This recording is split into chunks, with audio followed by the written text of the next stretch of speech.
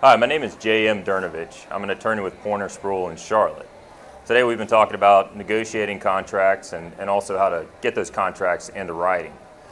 And getting the contract into writing can be a challenge, and it's a critically important step to make sure that everything you agreed on is a part of that agreement. And so for later on, you know what the deal was and there aren't any disagreements about it.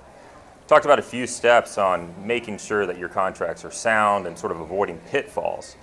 One of the things that we always recommend to our clients is if the relationship changes later on, as business relationships often do, and you need to change the contract, that's totally fine, but you just need to make sure that you get those changes in writing and that both sides sign the document.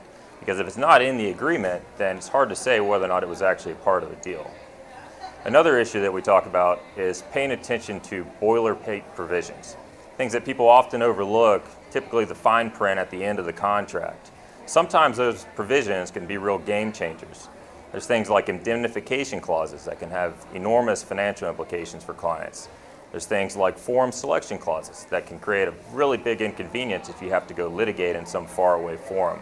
And so these are sort of things that we try to look out for our clients. We recommend that they read the contracts very carefully to make sure that they aren't missing anything important. And finally, another really important thing to think about when you're entering into a contract is what happens at the end of the term. So you got to think about what's the exit strategy? What does it look like at the end of the term? And what if something goes wrong and you need to terminate the contract early?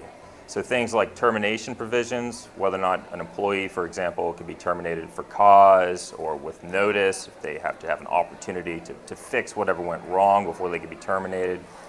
Those are important provisions that you really need to spell out and be clear about in the contract, because otherwise those can lead to serious disputes down the road where both sides have very different opinions on what those terms meant to begin with. And lastly, the length of the contract is also something to consider when you're talking about when it will terminate and for how long you want to be in this relationship. So long-term contracts can be very problematic. We see a lot of clients that come to us and say that the other side has become complacent. You know, there's sort of the 6th, 7th year itch type of situation where a vendor maybe starts to fall off in the quality of their products or services.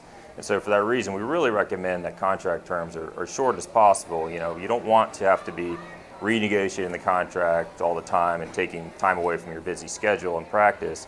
But you don't want to be stuck in a long-term contract with no exit strategy.